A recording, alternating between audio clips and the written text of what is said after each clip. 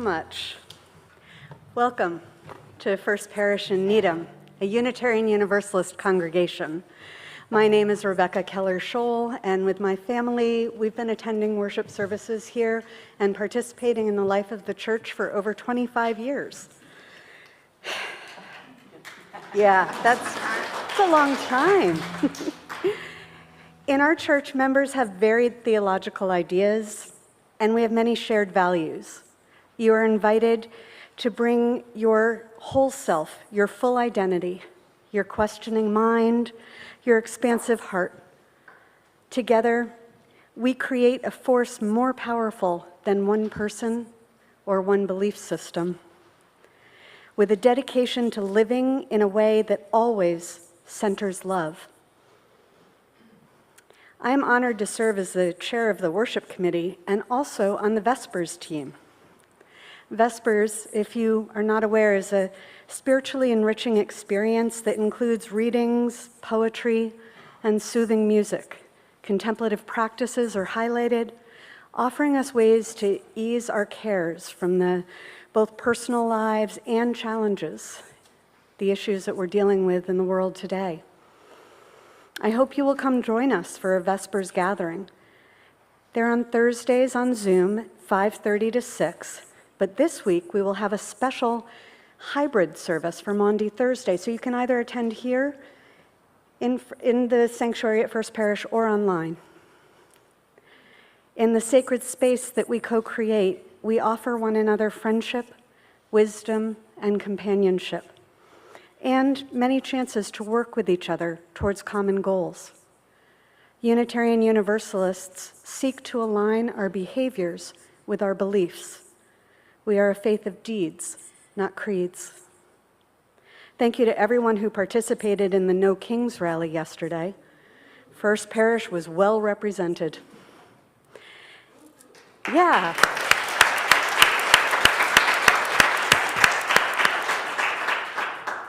And there is another opportunity to show up on the side of love this Tuesday, which is Trans Day of Visibility. When we reflect on this month's ministry theme of nurturing inner wisdom, I'm reminded that my trans beloveds often live this truth with profound clarity. They have listened deeply to the inner voice that tells them who they are, even in a world that does not always honor that truth. Please join with First Parishioners and friends from around town for a honk rally to celebrate Trans Day of Visibility. All are welcome to gather on the front lawn along Dedham Ave between 5 and 5:30 and wave trans flags, rainbow flags, hold up signs of loving support for our trans and genderqueer people, and to show our Needham neighbors that trans and genderqueer folks are honored, welcomed, and very much loved here at First Parish. You can learn more about all that's happening at this church by going to our website, uuneedham.org, or you can sign up for our weekly newsletter there. You can also follow us on social media. Whether you're here in person in the sanctuary or parish hall, or whether you're at home online, we are so glad you're joining us today. And please stay for social hour so we can get to know each other better. Welcome. As we light our chalice, symbol of our Unitarian Universalist faith, we read words from Trans-Euro-American veteran and UU candidate for ministry, Andrea Hawkins-Camper. Blessed are we who gather with open hearts together in this space today. Blessed are we, the chalice lighters of resistance, justice, love, and faith. Blessed are we, the heretics, the outcasts, the travelers of our own way. Blessed are we, the border crossers, the refugees, the immigrants, the poor, the wanderers who are not lost. Blessed are we, the transgressors, the trespassers, the passers-by, the cause-takers, the defiant, the compliant. Blessed are we, the hand extenders, the sign makers, the protesters, the protectors. Blessed are we, the trans women, trans men, the non-binary, the cisgender, the multigender, the no gender. Blessed are we, the friend, the stranger, the lonely, the hidden, the visible, the authentic. Blessed are we who can rise in solidarity. Blessed are we who now cannot. Blessed are we, for this is our beloved community, and this is who we are. Our opening hymn, This Little Light of Mine, is an African-American spiritual from the enslavement era that became an anthem of the civil rights movement of the 1950s and 60s. Please note that, as usual, I've added in my favorite verse at the end. Some of you have been around for it, be like, oh, that one. Yeah, that's right. So I expect all of you to participate in the hearty no in that one. We don't hide under the bushel basket. Great. So, for all of you here in the building, everyone from home, I invite you to rise in body or in spirit and join in singing This Little Light of Mine. The lyrics are in your orders of service on screen, and most of them are at 118 in your gray hymnals.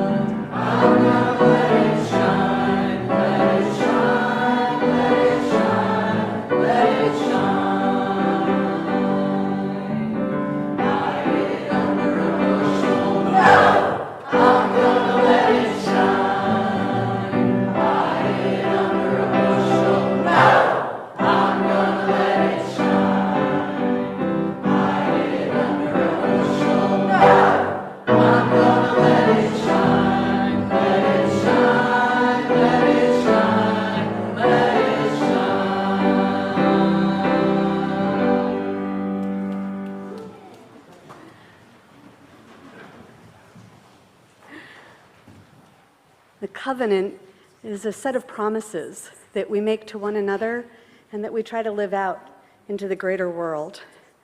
Will you join me in saying our parish covenant, which you can find either in the order of service or it should be up on the screen there. We gather as a loving community to encourage and comfort one another. We gather as a diverse community to support each other in our search for spiritual truth. We gather as a service community to live our beliefs through actions and care for our world.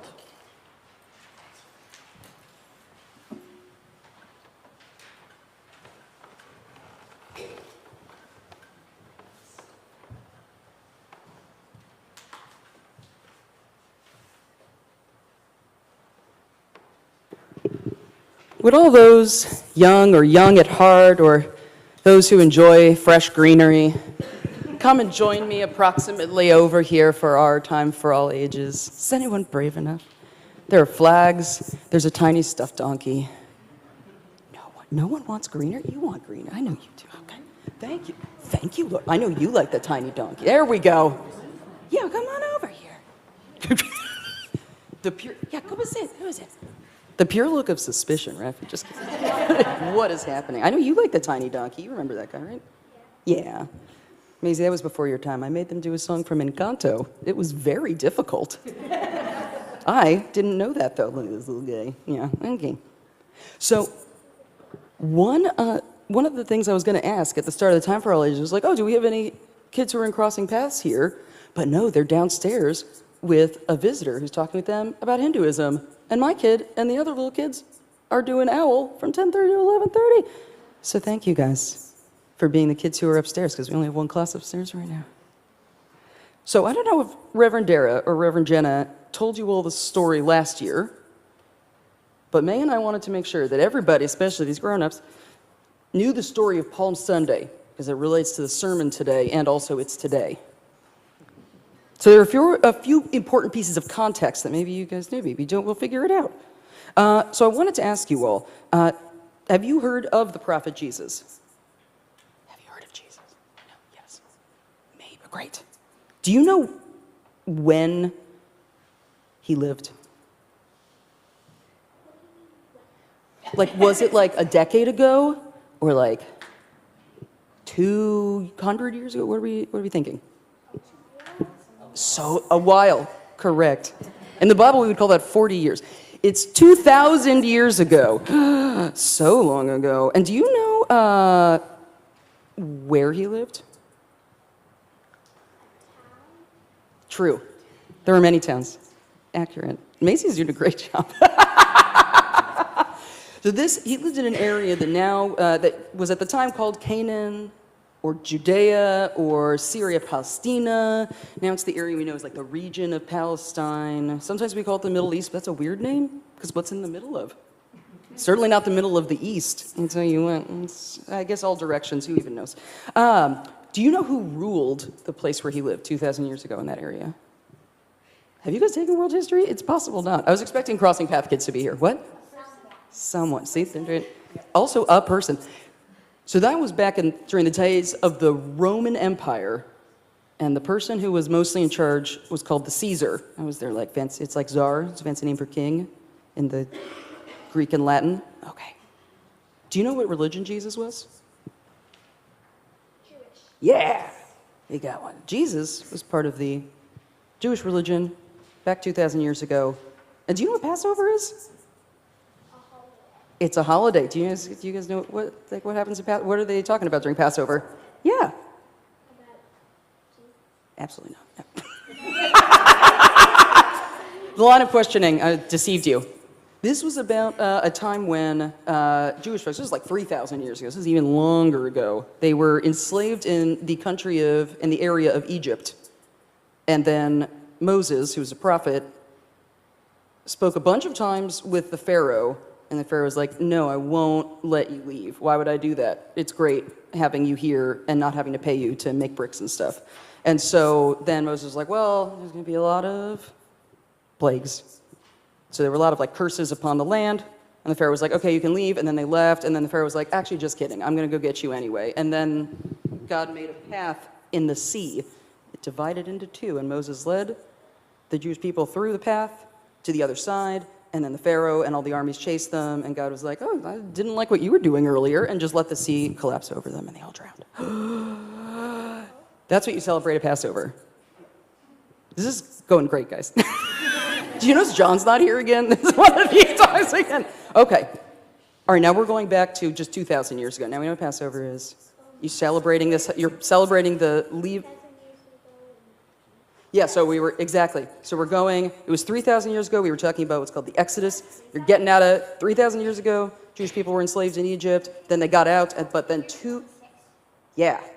Did you know that we counted from when Jesus was born? Isn't that fascinating? Europe's interesting. It is. So 2,000 years ago, in approximately 26, Jesus was alive doing his ministry. Do you know what kind of stuff Jesus talked about in his ministry? Oh, he was like 26. Yeah, because you're. Yeah. Well, we started, it was backdated. Yeah. Yeah, they didn't call it year one back then, though. We did that later. They didn't call it year end. They didn't, well, I'm sure they had a year. They just probably didn't call it a year. They probably called it a year, but who knows what number it was? I don't. Somebody out there probably does. We have a lot of folks who have a lot of education out there. They're like, I can't believe Reverend Katie doesn't know what year it was in Roman numbers. So sorry. That's why we're doing it here. See, they don't teach us about this stuff at school. That's why we're getting, wait. I thought there would be Crossing Paths kids here. They learn about this stuff at school and here. So, Does anyone know some of the things that Jesus taught during his ministry? He was doing stuff. Yeah, I was about to say stuff. Stuff. He taught about love and justice. Kindness, fairness. Now we might call Jesus a theologian, someone who studies religion, as he did a lot of interpreting of holy scriptures for people. We might call him a teacher because he was teaching a lot of folks. He loved actually teaching kids especially. People would be like, kids, get out of here. What are you doing hanging out with Jesus? He's a busy guy. And kids, and you'd be like, can you just leave them alone? It's nice that they want to hang out. It's great. Oh yeah, do you want to have the donkey? Here you go. Okay. Donkey's going to come into the story later. See? All right. And we also might call him a healer because people would come to him. They might have an illness in their body, or they might have a struggle in their mind, and they would talk with him, and he would try to help them out. There wasn't a lot of good medicine back then, truth be told. What he taught about love was that you should love God, that which is holy. The word he used was God or Father, because he talks about God being his dad, which is like a very personal relationship. Rafi's like, again, suspicious. But he's taught folks, you should love God, that which is holy, and you should love your neighbor as yourself. But especially if your neighbor is someone that society is trying to divide you from. So, it goes back to kindness again. Jesus taught with both stories, parables, and actions that you should offer kindness and help to people who are injured or sick. We talked about being a healer. To people who are poor. To people who are of different religions or skin colors or cultures. We don't notice that so much now because we don't know some of the divisions back then. But there were a lot of dividing lines in that society, just like we see today. Oh, don't you? We're getting into the donkey. So he talked about, he was also, we call a prophet. He talked about a different kind of future. He gave a prophecy of a kingdom of God. Not the kind of kingdom that people at the time were familiar with, which was like the Roman Empire. And that's what made Jesus' message special. It was like a different, hopeful kind of prophecy, told of a different kind of future. So on Palm Sunday, approximately 2,000 years ago, when Jesus went to Jerusalem, this is a children's Bible. Ooh, very nice. Yeah, there he is. I like, look, oh, it's so cute. Nicely done. He's in the middle. Yeah. So, when Jesus went to Jerusalem, which is a holy city, he was going to celebrate Passover with his friends. That's what they were doing going there. It's a very important holiday. And people welcomed him with palms. Ooh. There's a way to, like, wave. Oh, yeah. No, you get to enjoy. You can give some to Rafi. You can, you guys can share. You're the third grade to fifth grade class. You can share. Also, there are more palms. Ooh. Here, grab these. Yeah. So, this was people's way of expressing their support for Jesus. Some of them actually thought he was going to be like a king, like the one they knew. And do you know how he sort of expressed to them, like, I'm not going to be the kind of king you guys know. Do you know what he did? They're like waving palms. He's coming into the city. Most kings and like the Caesar, they would ride on like these big chariots. That would be so weird. He rode on a donkey. Maze's putting it to, yeah. They don't have moose out there. That's all right. That's a special thing of Maine. That's fine. Yeah. So he rode in on a donkey, very low to the ground. You can also translate it as colt. I don't want to hear about it in the receiving line. But we're going to talk about donkeys because we have a stuffed animal of a donkey. And you can translate it that way. Look at that guy. And so we actually kind of do a similar thing today, like waving the palms for people we support. We kind of do that with like our flags, right? And like, so we have a bunch of these. We're going to use them. You can take these too, if you would like, if anyone would like. We have so many because we like giving them out. And we also do that, so if we support everybody's gender identities, say if we support democracy, and we think there should be no kings but drag kings, we also have signs for that. We wave things. And Jesus rode in on a donkey to show his humility, prophesied a kingdom that was different than people knew. And this story of Jesus arising in Jerusalem, with people waving the palms, riding the donkey, this starts what's considered the most miraculous week of his life. Because after he arrived in Jerusalem, he went right to the temple, that's what kind of you were supposed to do, and he got like really angry. Because people were there selling for a profit all the stuff you needed to do rituals in the temple. And he was like, that's not okay. People should just be able to do their rituals. He was very pro impoverished folks. He's like, it's not fair that folks have to spend all their money to do the rituals in the temple that we need to do for Passover. And he got really mad. And sometimes you get mad, you yell at people, and sometimes you flip tables. And that's what Jesus was doing. He made like a big mess of things. It was very dramatic. And so after he had his Passover dinner with his friends, the temple authorities actually had him arrested and handed him over to the Roman authorities. Remember, the Romans were the one who ruled there. And Donkey probably was there. Donkey was fine, though. He wasn't there. He's elsewhere now. You're okay, Donkey. But the temple authorities had Jesus arrested, gave him to the Roman authorities, who were like, oh, are you the guy who people keep saying is going to be the king? And they had him executed, because they were like, we don't like that. We already have a Caesar. We don't like people talking about that. So he was killed by the Roman authorities. It was capital punishment. What? Or was he? And so his followers, after he had died and they had put his body into a tomb in a cave, they said something miraculous happened, but we're not getting into that because that's next Sunday. Wait, we'll hear the conclusion of the miraculous week then. Rafi, I think, they were about to spoil it. Went back to the donkey's owner. Don't worry about it. They had to go get that donkey. Jesus was like, go find me a donkey. I need to borrow one. One would hope. Though I don't know, people weren't very nice to animals of labor back then. Yeah. So he had to be nice to him because the donkey worked for the owner out in the field. So If you want the donkey to actually live long enough to do the work you need done, you're going to take care of the donkey, just like you do any other creature with whom you share a home. So, next Sunday, we're going to hear the rest of the story. But you're welcome now to take with you, there's so many poems. They only come in, this is the minimum pack of poems. So anyone is welcome. Anyone's welcome to take a poem or a flag. The donkey has to stay. But, there you go. Sorry. It's going to be here at the church for you. It's for everyone.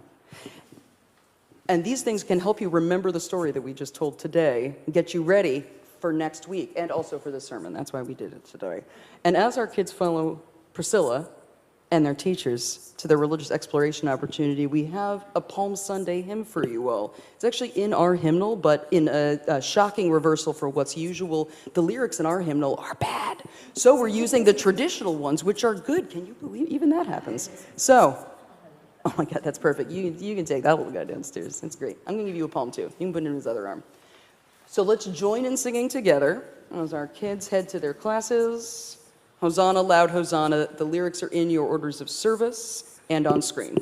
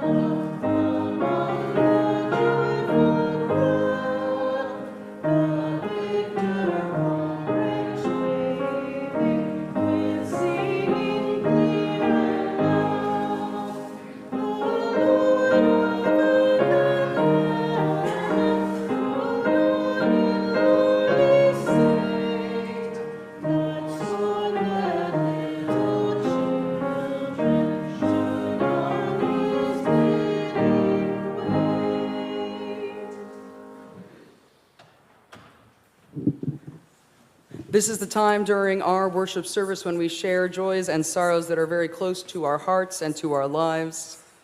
As you may remember, the worship committee's been offering different experiments on how we do this sharing and collecting feedback from the congregation.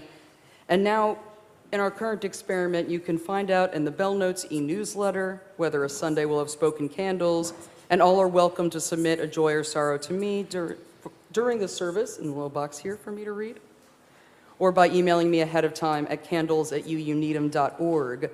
At any time, you're also very welcome to come forward and write something in our book of life that's also here at our candles table. And so if you're here in the building, you're welcome to come forward to the microphone, share your name and pronouns, and then share briefly what is on your heart, your joy or sorrow, as I light a candle for you here.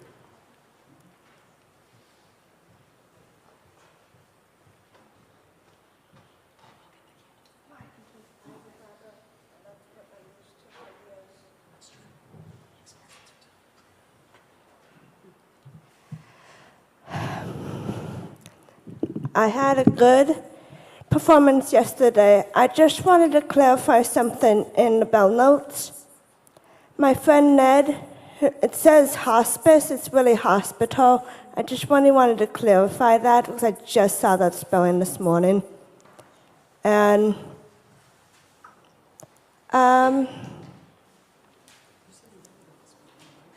he's out of the hospital now, and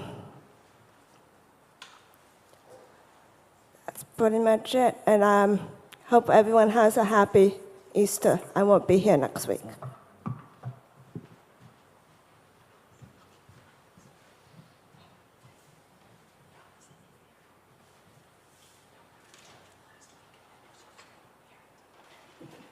I didn't know we were reading candles. Hi, I'm Andrea Grealish. My pronouns are she, hers.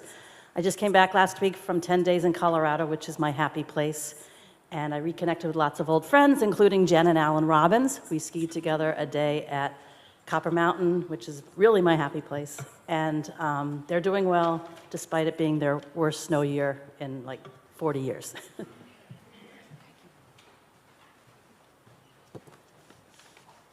Yeah, we miss them. We know the skiing is good, but they could be skiing the east. That's all I'm saying. We also hold the following sorrows in our community. I have a pre-submitted candle of gratitude and prayer for healing from Andrea Goldberg. She fractured her ankle last Saturday while in Lake Placid, and she's grateful for the many people who helped her get the care that she needed, including her dear spouse, Neil. And she appreciates and would appreciate First Parish's prayers for healing during her anticipated 6 to 8 weeks of recovery. I think that we've also given her the information for the caring crew. If you get a call from the caring crew to help the Goldbergs out with some meals, they would deeply appreciate it.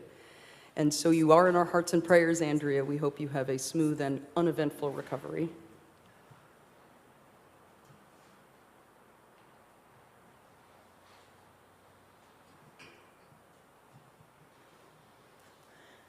And I also have a candle of gratitude to Susanna Whitman and Bob Smart and our church insurance company, Church Mutual, who provided the certificate of insurance that now the town requires for events on the common, which most organizations in town don't have insurance because they're community organizations. I don't know, this is a new thing. And thankfully, our insurer here at First Parish, Church Mutual, was willing to give us, I don't understand any of this, I'm so sorry, was able to give us a certificate of insurance that allowed for the No Kings Rally yesterday to actually be like on the common and not just like on the sidewalks, and apparently it was needed. I hear it was full. So I'm very grateful to the folks in Needham Resist who are part of our congregation, like Bob and Joni Rudy, for asking us to help them in this way, and I'm glad that Susanna and I were able to badger Church Mutual frequently enough over the last 3 weeks that they did get us what was needed for that event. Very grateful for that.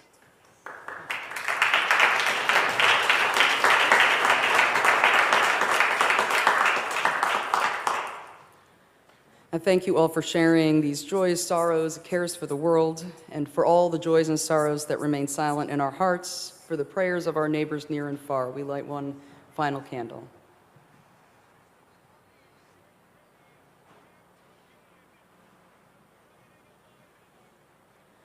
May the peace of this sanctuary be felt wherever you are participating from, as we remember that even though we worship in different times and places, we are still deeply connected.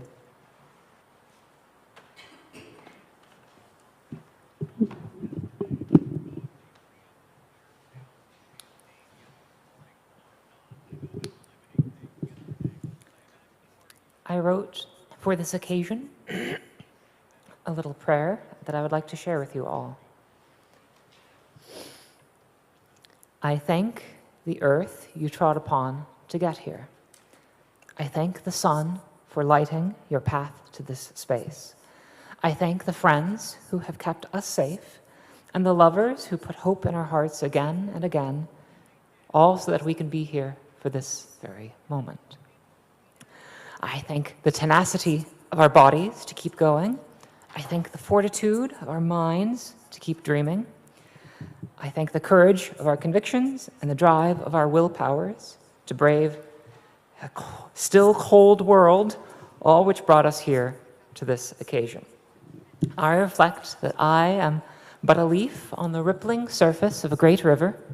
I reflect that my being here is the cause of many infinitely complex decisions and circumstances, none of which I had much control over, and that this world is but one of an infinite number of possible worlds, many of which don't have you or I here today, much don't have us being the people we are today.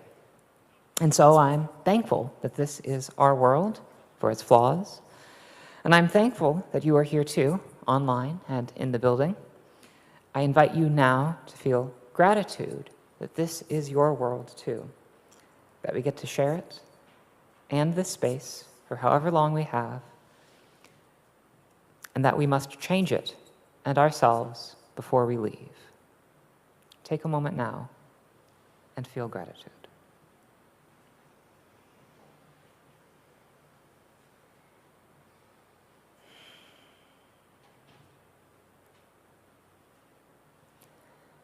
Amen.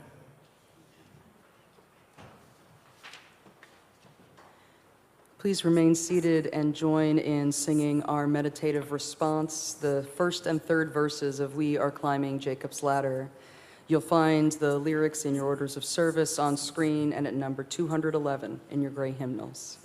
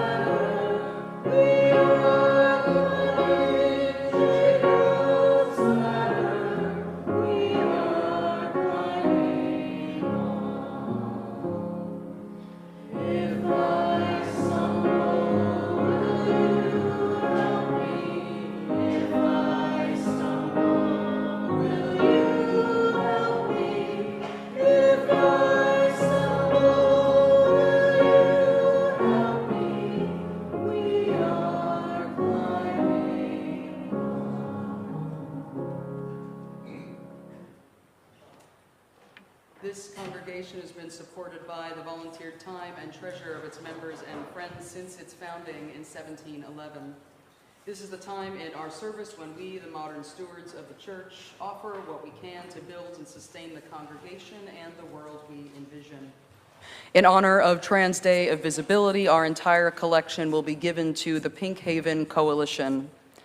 Founded in 2023 in response to a devastating, record-breaking number of anti-trans legislation across the United States, the Pink Haven Coalition is a collective of organizations and individuals working together to create networks of care and safety for trans people and their families.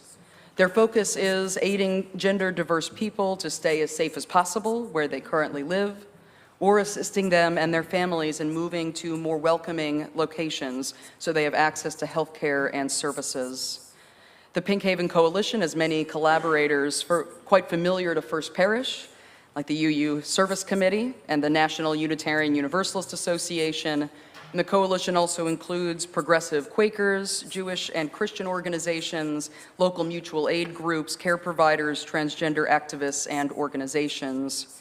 In this era of crisis, including internal displacement for trans, genderqueer, and non-binary people, supporting programs like Pink Haven is one of the ways we resist authoritarianism and demonstrate our Unitarian Universalist values of equity, justice, generosity, and love. To donate to today's offering to Pink Haven, you can use one of the 3 different methods as described in detail in your orders of service, using text to give, donating through the website uuneedham.org, or dropping a check or cash into the collection plate or mailing a check to First Parish. Whichever way you donate, please remember to specify whether it's meant for the collection or for your annual pledge. And if this is one of your first visits to First Parish, we also encourage you to fill out a yellow card in your pew back or fill out the online visitors form at uuneedham.updates.church so we know how to get in touch. And many thanks today to Polly Daniels Johnson, who I believe was a member here a long time ago. I was getting some, oh, there you, hello there. Have we gone to meet before? It's great to see you. Hi. You're coming in from Western Mass. Has been at the church for a long time, but has been far away. And Susanna and I were delighted to hear from you for our flowers this morning in remembrance of Alden, Rita, and Rob Daniels. Thank you so much, Polly. And thank you all for everything you are able to give to help support and sustain this congregation and the world that we envision. May the ushers now please come forward.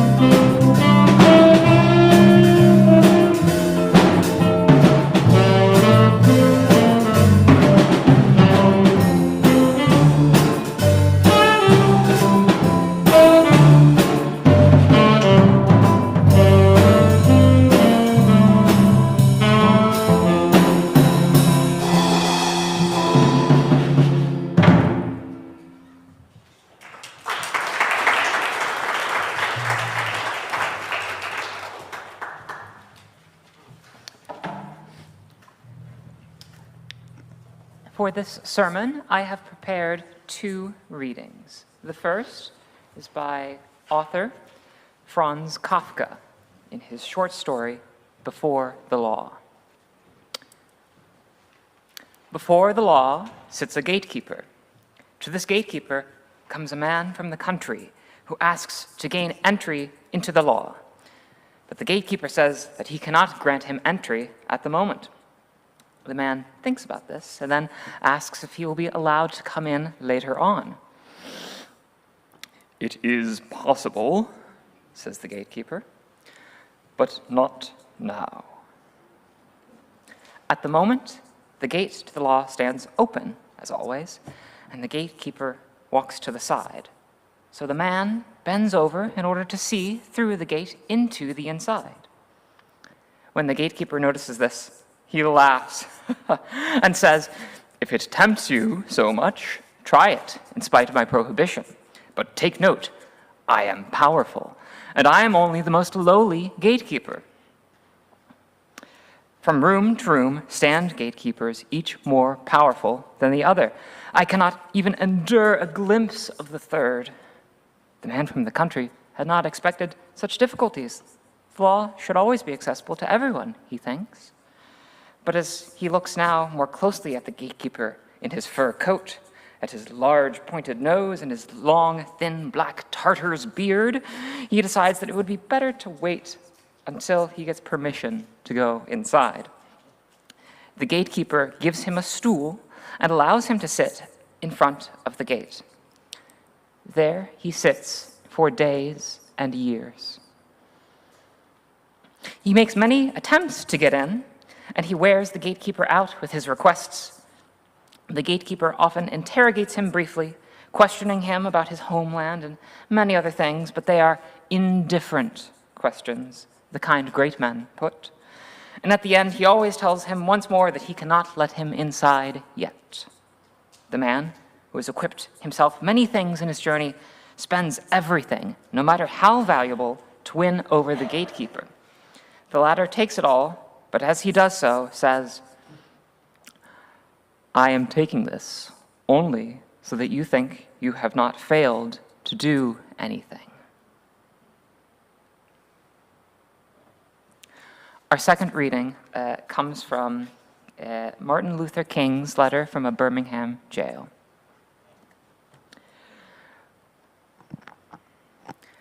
We know through painful experience that freedom is never voluntarily given by the oppressor. It must be demanded by the oppressed.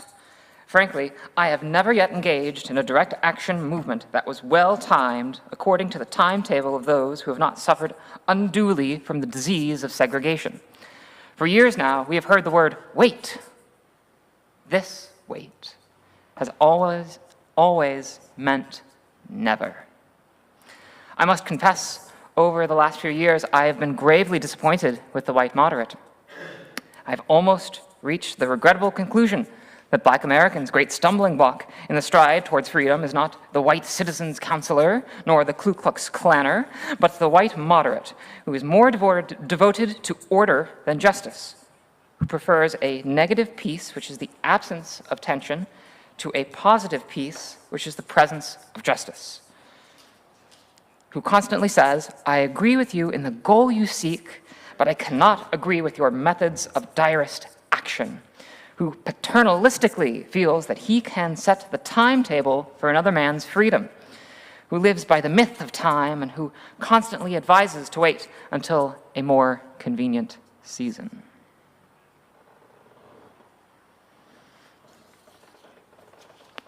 Every now and again, I begin to worry that I lead much of my life in a bubble, and so for my sins, I go and look in dismal places to see other perspectives on the world.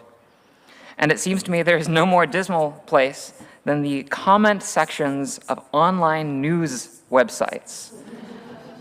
Sure, people who comment on Instagram or YouTube are goons, but those commenting on a Washington Post article, where no one but me would read it, they're freaks, all of them.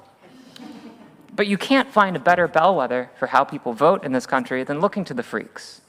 And so, there I was, in the sunken place, the New York Times comment section, reading what the Vox Populi had to say on articles about transgender rights, that most prickly subject. The overwhelming consensus amongst liberal people who care to comment is that the project of trans rights is an electoral poison pill. It is a bridge too far as compared to the previous struggle for gay rights.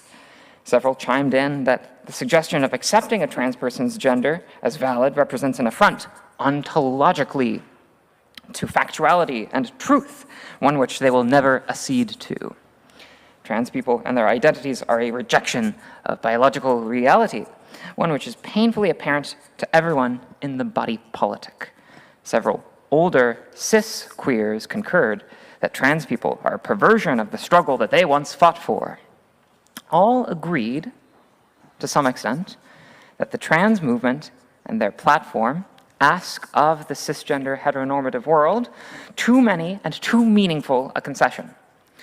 While the gay rights movement did not ask for such sacrifices, gay marriages didn't devalue straight ones, and gay acceptance didn't impact or involve children, trans rights, apparently, demand more profound change. And if we had simply posed our requests in a more acquiescent tone, if we had been more obliging to compromise in our goals and vision, if we had simply not advocated for or involved children, if we had simply been less visible and less visibly objectionable, we wouldn't be suffering this present abridgment of our rights and dignity. We had the opportunity to debate, they say, but we didn't, they say. And some activist, somewhere demonstrated a certain certitude or temerity which alienated normal people. And for this, trans rights must be sacrificed. It would be easy to poke holes in this theory about how the struggle for gay rights prior entailed no shortage of straight people shrieking about how gays devalue normative relationships and threaten children. This is true. But I'd like to take this time to investigate deeper the implications of these arguments and this fetishization of debate and civility that is so central to them. Their logic relies upon a few presuppositions about how the world operates. One, that our social landscape is one of ideas being tested against one another, a veritable marketplace of ideas in which the truest, best argued frameworks necessarily win out over those which are wrong and backwards. It's a sort of intellectual Darwinism. Two, that those in power are beholden to the results of this sort of contest and are obliged to exercise their power in service of these legitimate ideas and rhetorics. Three, therefore, the trajectory of society, of law, follows the contours of civil debate and discourse. The arc of human progress is onwards and upwards forever. It's a nice idea, right? These three axioms make up the basis of what might be called liberal political idealism, in which ideas and rhetoric and debate are what are responsible for shifting our world. But the problem is that that model of society is a lie. If our society rewards ideas which are true and well substantiated, why is it that irrational thinking and science denialism seem to be proliferating, even in the face of evidence? If those in power are beholden to superior arguments, why is it that well-substantiated civil rights seem to disappear year after year? If the arc of human development bends towards rationality and reason, why is it that our lives are so increasingly ruled by senseless chaos and barbarity?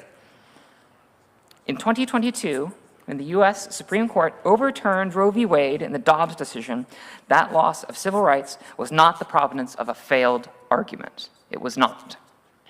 When the UK Supreme Court last year ruled that trans women aren't legally women, that was not a democratic referendum on trans identities. When the US EPA rolls back environmental protections, it isn't because they've proven that we don't need clean air or water. There is no use speaking truth to power, because the powerful know the truth. It is power that allows you to rule in spite of the truth. When the powerful exercise their power towards reactionary ends, they do not do this in accordance with the will and consent of people. The powerful do not wait for consent. They will conspire to their own ends and enact their will alone. They may create consent through media campaigns retroactively if they deign to do so at all. I am, of course, reminded of our present very scary military action in Iran, for which it seems as if there's been very little consent manufactured at all. And it seems as if they don't even need to do that. This facade of idealism supposes that your words, your arguments, you can sway the powerful and you can win them to your side. You can go before the gatekeeper of the law and convince them that you deserve entry, you deserve dignity. Or that if you wait enough and if you're patient enough in your requests, you might earn your passage. Maybe you could offer up a sort of sacrifice of the more subaltern classes to appease the gatekeeper. But it is all in vain. This rejection will not endear you to the gatekeeper. You will sit outside the gates with the rest of us. This gated edifice and waiting game is a means of nullifying and neutralizing us. It protects the power of those behind the gates from challenge. It keeps people waiting, wasting their time and their revolutionary energies engaged in debate and reformism. How many people have lived and died at those gates, patiently waiting upon the august principles outlined in our Constitution to manifest themselves, waiting for all men to be equal. If all men were created equal, what has happened in between creation and now that has made a society like ours? It's not that we have a poor argument. The evidence is there for equality. The evidence is there for gender-affirming healthcare. Evidence which also attests to the tortuousness of systematic medical neglect. But the problem is, if you're trans or one of these subaltern classes, people only count your sufferings when you die. Because a dead transsexual is at least a statistic, right? But even in death, our lives are reduced to whatever narratives are expedient to the observer. And it seems that no matter what plea we come up with, no gatekeeper will ever be satisfied to permit our entry if they're set against it. How can I convince people that I deserve rights if they're convinced my existence is a problem, or my identity a sickness? With the power they wield, I am held hostage to the whims of bigots and the indifferent.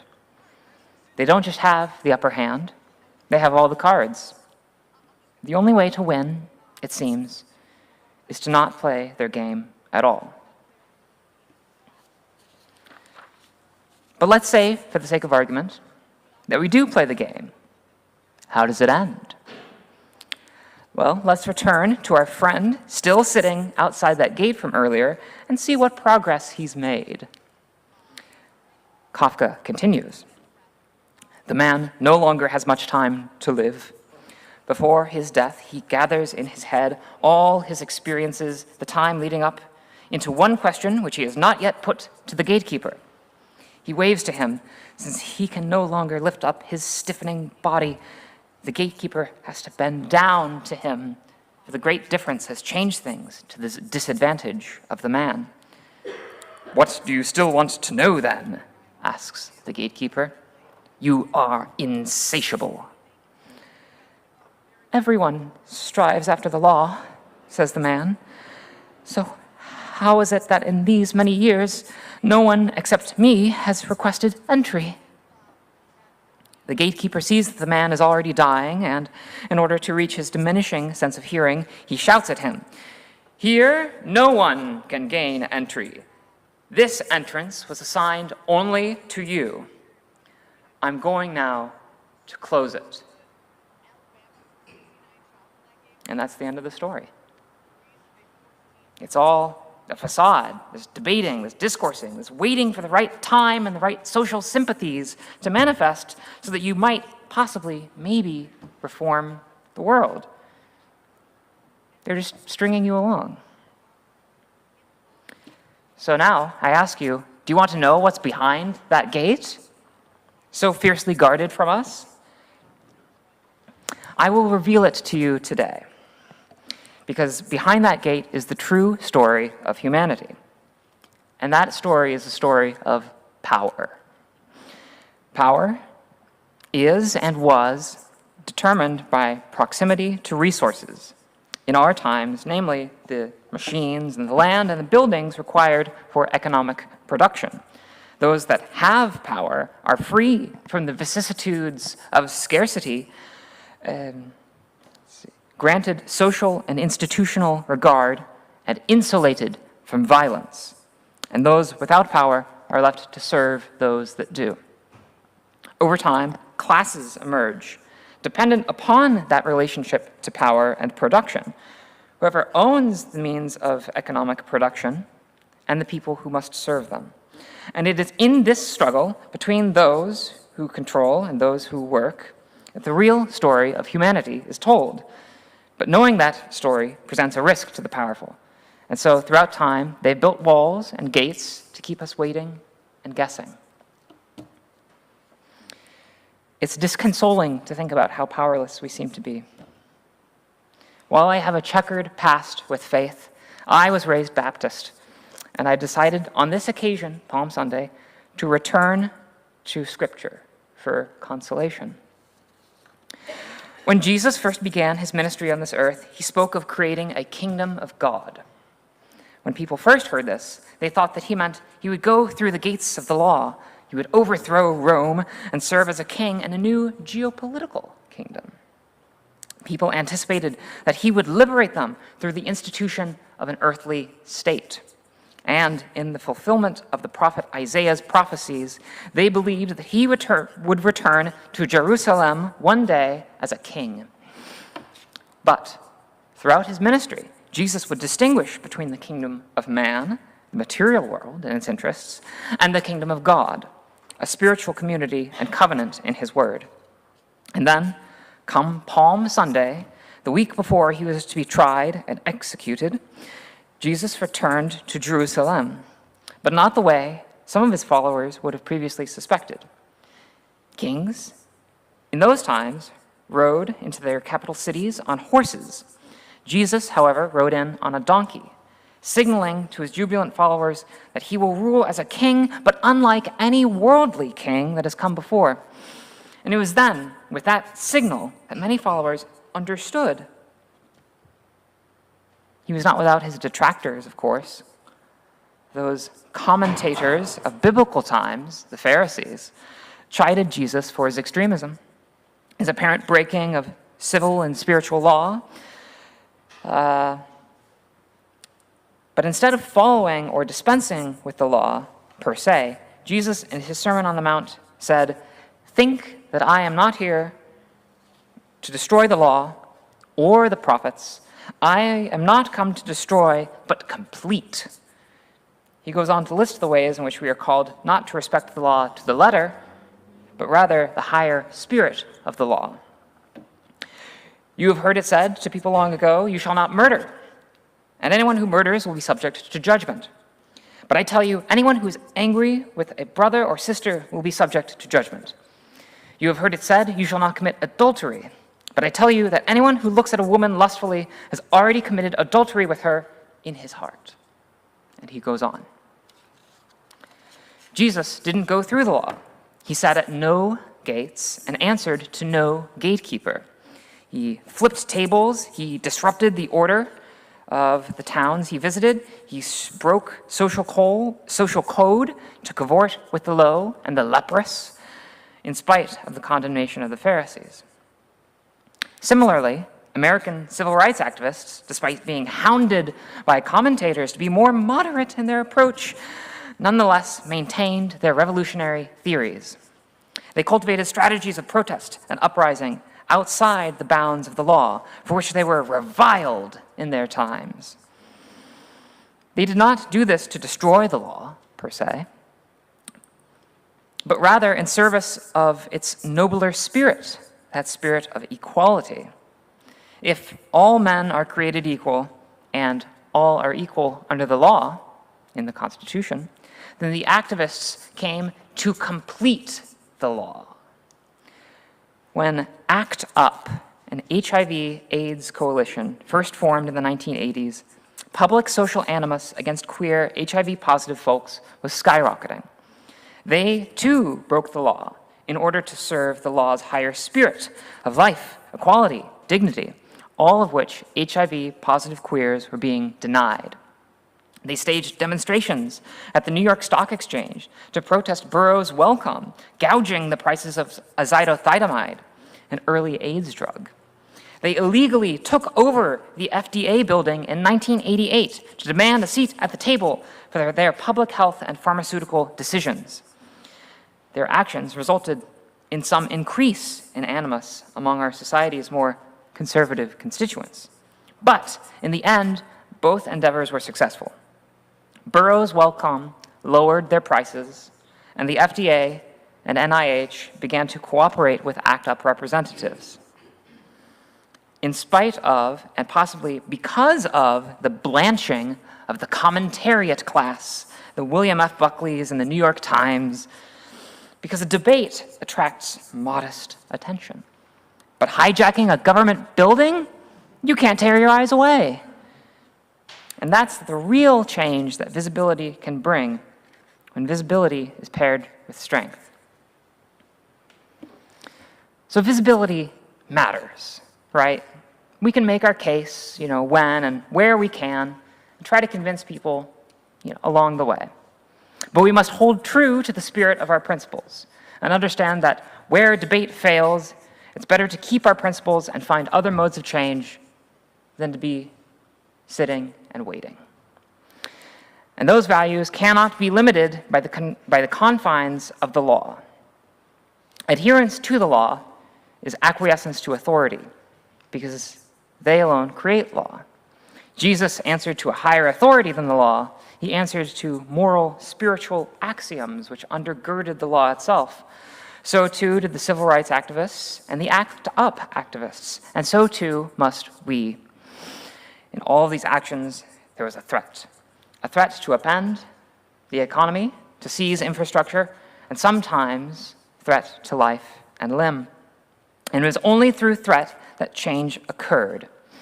I think we have spent far too much time sitting outside the gates. It's time to stand up, and we're going to storm these gates together. Thank you.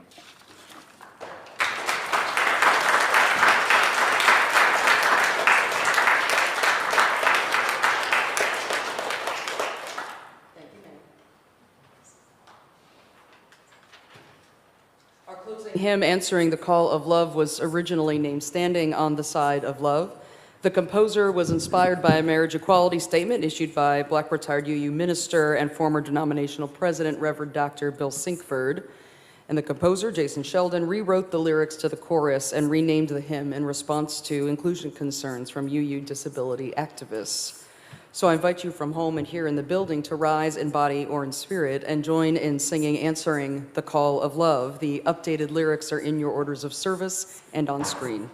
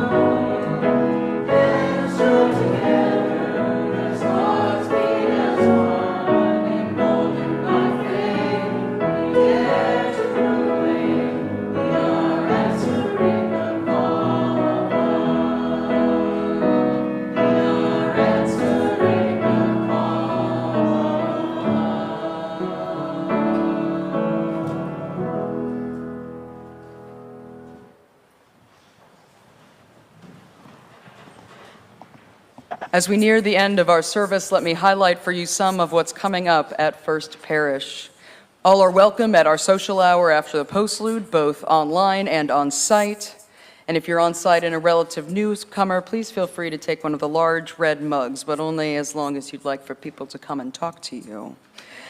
If you haven't submitted your 2026-2027 financial pledge yet, the Budget Drive team would be thrilled to talk with you. The finance and parish committees will soon be building next year's budget. And the more we know about our predicted income, the better. Right now, we're just at under 90% of our goal. I'm looking at Kevin. Just 88. We're almost at 89. So close. So it's been actually a very wonderful, generous season. Thank you all so much. We're almost at the goal. This afternoon, our community and relationship team is hosting the Soul Boom Spiritual Reflection Gathering. And this evening, our Sunday night book group is gathering on Zoom to discuss the novella Clear. And coming up this week, in addition to our regular weekly events, we have a lot of special gatherings.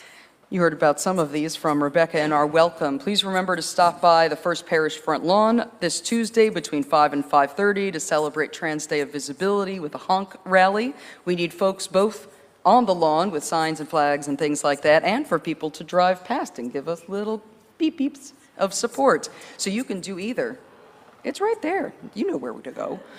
On Thursday afternoon, we'll be hosting our annual Maundy Thursday Communion Vespers hybrid service from here in the sanctuary to Zoom. Plus, there's our third Lane Lyceum about AI that evening with Olin College researchers sharing about building responsible AI programming.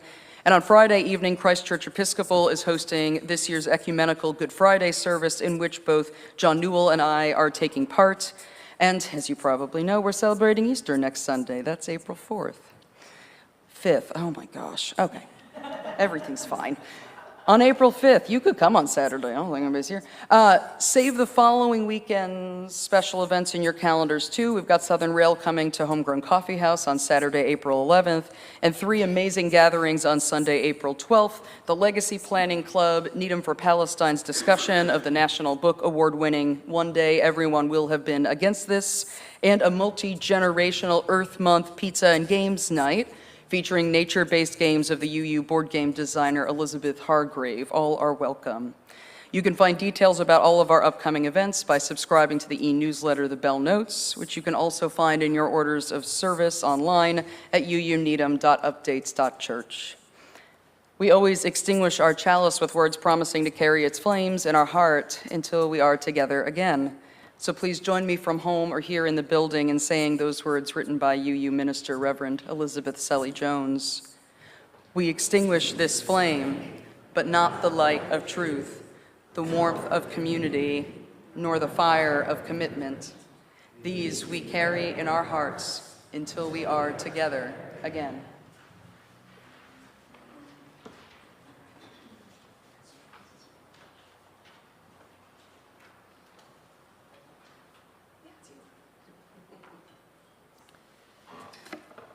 Now, I think I would be derelict in my duties if I did not mention love. 1, because love is instrumental in the work we need to do, and 2, because this is like one of the gay sermons, so I have to talk about love. In times like ours, we are told to choose love. I see it on signs and stickers everywhere, and we'll see much more of it in June. But what does it mean to choose love? More interestingly, for our purposes, what can it mean to choose love? Now, the opposite of love is not hate, but indifference. This is because love and hate, or perhaps more accurately, love and intolerance, are 2 sides of the same coin. You cannot have one without the other. Love is light, and intolerance is the shadow cast by light. One cannot love a slave and their master. For one who truly loves the slave must hate their master, because the freedom of the slave and the domination of the master are in conflict.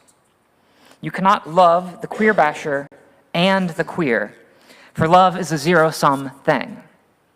As a society, we can either love and tolerate one or the other. And if on this day you are asked to choose love, It means making a mindful choice between them. There is no neutral between love and intolerance, but indifference. If love and intolerance are light and shadow, indifference is what exists in the total absence of light. It is darkness itself. Hate without love is a cancerous indifference, while love without any intolerance is opiated indifference. It might bring some comfort to declare your love universal, but you should be wary. Is what you call love being used to create, as Martin Luther King Jr. might write, a positive justice or merely a negative peace in absence of justice? When we choose love, we are lighting our chalice, we are casting shadow, and we are banishing indifference. On this stage, you've heard people call for you to love universally, the oppressed and the oppressor. But I would qualify this. Everything we do must be in love, from first principle. We must never walk in darkness for risk of stumbling. But that does not mean that there are no shadows. The ICE agent, the misogynist, the abuser, the queer basher, these are not where light but shadow must fall, if we are to love their victims.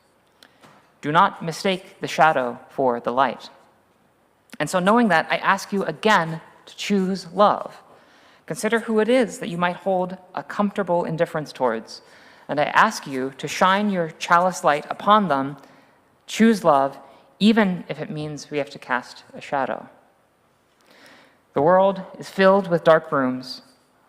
May we light our chalices and let the shadows fall where they may. May we choose love.